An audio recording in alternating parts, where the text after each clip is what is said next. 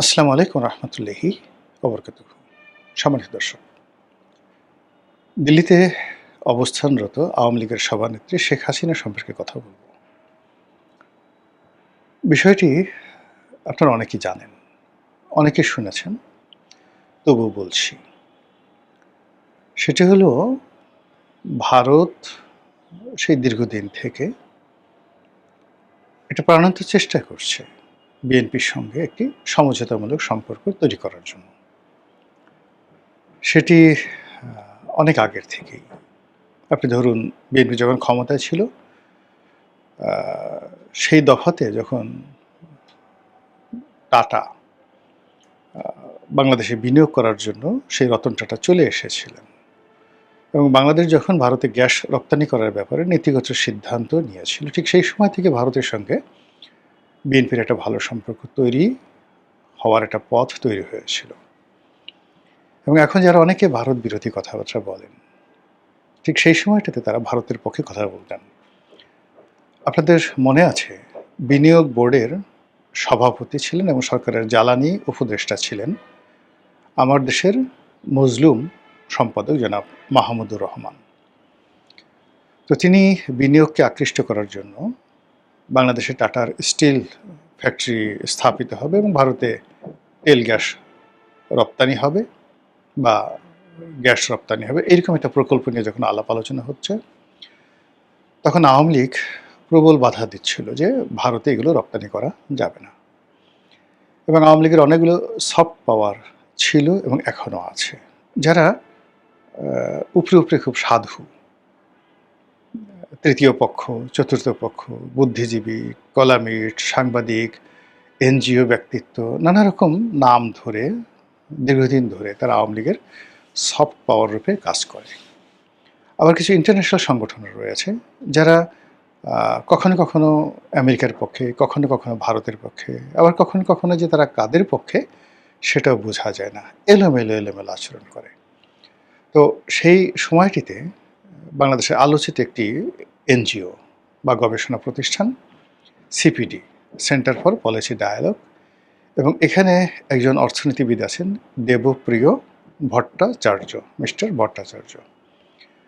তো তিনি ওই সময়টাতে এই গ্যাস রপ্তানি এর বিরুদ্ধে প্রবল জনমত গড়ে তোলেন এবং নানাভাবে তিনি সেই ভারত বিরোধী বক্তব্য দিতে থাকেন। তখন মাহমুদুর রহমান, জনাব মাহমুদুর রহমান, তিনি এই দেবপ্রিয় ভট্টাচার্যকে কুলাঙ্গার বলে অভিহিত করেছিলেন। শুধু তাই নয়, এই যে দেবপ্রিয় ভট্টাচার্যের এই সকল কথাবার্তার কারণে স্বয়ং তিনি আদালতে উপস্থিত হয়ে দেবপ্রিয় ভট্টাচার্যের বিরুদ্ধে মামলা করেছিলেন। তো বোঝার চেষ্টা করুন যে এখন যারা ভারতের বিরুদ্ধে কথাবার্তা বলছেন, তাদের একেবারে শিরোমণি, পীরে কুতুব বা পীরে কামেল বা হজরতুল আল্লাম যদি বলেন, তাহলে জনাব মাহমুদুর রহমান। কিন্তু এটা ক্ষমতার বাইরে, রাজনীতির বাইরে, এটা তার ব্যক্তিগত অবস্থান। কিন্তু যখনই তিনি সরকারে ছিলেন, তার মতো মানুষ সরকারের পক্ষে কাজ করতে গিয়ে, ভারতের এই বিনিয়োগ আকৃষ্ট করতে গিয়ে এই কথাগুলো তাকে বলতে হয়েছে, করতে হয়েছে। তাহলে বোঝার চেষ্টা করুন তখন ভারতের সঙ্গে বিএনপির কেমন একটা সম্পর্ক ছিল। দ্বিতীয়ত, শেখ হাসিনা একাধিকবার বলেছেন যে 2001 সনে যখন বিএনপি ক্ষমতায় এলো, তিনি বলেছেন যে এই ক্ষমতা আমিও আসতে পারতাম। আমাকে প্রস্তাব দেওয়া হয়েছিল তেল গ্যাসের দেওয়ার জন্য, কিন্তু আমি রাজি হইনি। এ কারণে ভারত আমাকে বাদ দিয়ে বিএনপিকে ক্ষমতায় এনেছে। আবার বিএনপি যে সেই ক্ষমতায় থেকে চলে যাওয়ার পরও তাদের সাথে তাদের যে যোগাযোগ, এটা বন্ধ হয়নি, তার প্রমাণ হলো যখন বেগম জিয়া বিরোধী দলীয় নেত্রী হিসাবে সম্ভবত 2009 বা 10 সনের দিকে তিনি ভারত ভ্রমণে গিয়েছিলেন, তাকে কিন্তু তখন সরকার প্রধানের বা রাষ্ট্রপ্রধানের প্রোটোকল ভারত দিয়েছিল। স্বয়ং প্রধানমন্ত্রী মনমোহন সিং সেখানে এসেছিল। তো এই হলো ভারতের সঙ্গে বাংলাদেশের সম্পর্ক, ভারতের সঙ্গে বিএনপির সম্পর্ক, ভারতের সঙ্গে আওয়ামী লীগের সম্পর্ক। যদিও আওয়ামী লীগের যারা নেতৃবৃন্দ রয়েছেন তারা ভারতে আছেন, কিন্তু আওয়ামী লীগ খুব ভালো করে জানে যে তাদের ক্ষমতাচ্যুতির পেছনে ভারতের একটা গ্রিন সিগন্যাল আছে। যদিও তারা ভারতে আশ্রয় লাভ করেছে। আমাদের মধ্যে ক্ষুদ্র ক্ষুদ্র মানুষ যারা খুব কম বুঝি, আমরা কিন্তু সেই 2012-13 সন থেকে বলে আসছি, কন্টিনিউয়াসলি বলে আসছি বহুবার টেলিভিশন টক শোতে, যে আগামীতে যে বিএনপি ক্ষমতায় আসবে, ভারতের গ্রিন সিগন্যালে আসবে এবং আওয়ামী লীগ ক্ষমতাচ্যুত হবে, ভারতের কারণে ক্ষমতাচ্যুত হবে এবং ভারত আওয়ামী লীগকে ক্ষমতাচ্যুত করে আবার শেখ হাসিনাকে তাদের দেশে আশ্রয় দিবে। তো বোঝার চেষ্টা করুন, 2024 সনের আগস্ট মাসেরও 10 বছর আগের থেকে এই বাংলাদেশে বসে আমরা এই কথাগুলো বলেছি। আমরা আরও বলেছি, অনেকে বলেছি কিনা আমি বলেছি, যে বঙ্গবন্ধু হত্যাকাণ্ডের সঙ্গে সরাসরি ভারতের সম্পৃক্ততা ছিল এবং ভারত জানতো। মানে সে কনস্পিরেসিটা অনুমোদন করছে কিনা জানি না, কিন্তু তার এটা জানা ছিল। তো এনিওয়ে, একটা অনেক কর্তৃত্বের অনেক শীর্ষ পর্যায়ের অবস্থা। তো এই ভারতের সাথে সত্যিকার অর্থে দরদাম করা, খেলাধুলার ক্ষেত্রে আওয়ামী লীগের যে সভানেত্রী, সে রীতিমতো পিএইচডি ডিগ্রি অর্জন করেছে। বাংলাদেশে তার মতো ভারত বিশেষজ্ঞ আর কেউ নেই। ভারতের কলকাতা, আসাম, ত্রিপুরা, এরপরে দিল্লি, গুজরাট, এরপর মাদ্রাস, মুম্বাই, প্রত্যেকটা এলাকাতে যে সকল রাজনীতিবিদ রয়েছেন, বরেণ্য রাজনীতিবিদ, যাদের ভারতের পার্লামেন্টে, সরকারে, রাজ্যে প্রচণ্ড ক্ষমতা রয়েছে, তাদের অনেকের সঙ্গে শেখ হাসিনার ব্যক্তিগত সম্পর্ক রয়েছে এবং তিনি সেটা গড়ে তুলেছেন। আবার এই ভারতকে পিছনে হাত বুলিয়ে, মাথায় হাত বুলিয়ে তাদের প্রতিপক্ষ চীনের সঙ্গে সমঝোতা করার যে ক্ষমতা, এটা শেখ হাসিনার ছিল এবং এটা করে তিনি 17 বছর টিকেছিলেন। আবার সেই ভারতকে বিরক্ত করে দিয়ে, সেই ভারতকে এমন একটা পরিস্থিতি তৈরি তিনি করে ফেলেছিলেন যে ভারত তাকে আশ্রয় দিতে বাধ্য হয়েছে। আবার এখন ভারত বাধ্য হচ্ছে তাকে, যাকে বলা হয়, প্রোটোকল দিতে এবং তার সমস্ত কর্মকাণ্ডে প্রণোদনা দিতে। এটা তারা বাধ্য করেছে এবং এই কাজগুলোর সঙ্গে যেমন তার শক্তি, সামর্থ্য, বুদ্ধি, প্রজ্ঞা, কৌশল সব কিছু আছে, তার সঙ্গে সঙ্গে আবার একটা বেপরোয়া সাহসও আছে, এতে কোনো সন্দেহ নেই। আপনাদের মনে আছে যে 2024 সনের নির্বাচনে জয়লাভ করার পরপরই তিনি ভারত গিয়েছিলেন, শেখ হাসিনা।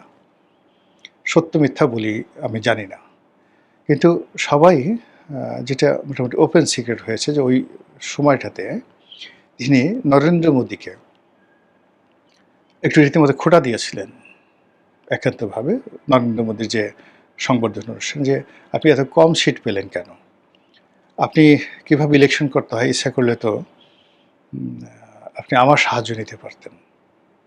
তো এই কথা শুনে নরেন্দ্র মোদী খুব বিরক্ত হয়েছিলেন। অনেকে বলছে যে না, এটা এ ধরনের কোনো কথাবার্তা হয়নি, কিন্তু বাস্তবতা হলো যে শেখ হাসিনার পক্ষে সম্ভব হুট করে, টুস করে যে কোনো কথা যে কোনো লোকের মুখের উপরে বলে দেওয়ার, মানে একেবারে দুর্দান্ত ক্ষমতা তার রয়েছে। যাই হোক, এরপর তিনি সেখান থেকে ফিরে এলেন। এখন যে কথাটা নিয়ে আলোচনা করব সেটা হলো সাম্প্রতিক সময় যেটি ভাইরাল হয়েছে। সেই বক্তব্যটা হলো, গত সেই ক্ষমতাচ্যুতির পর থেকেই ভারত প্রাণান্ত চেষ্টা করছে আওয়ামী লীগের নেতৃত্বে পরিবর্তন আনার জন্য।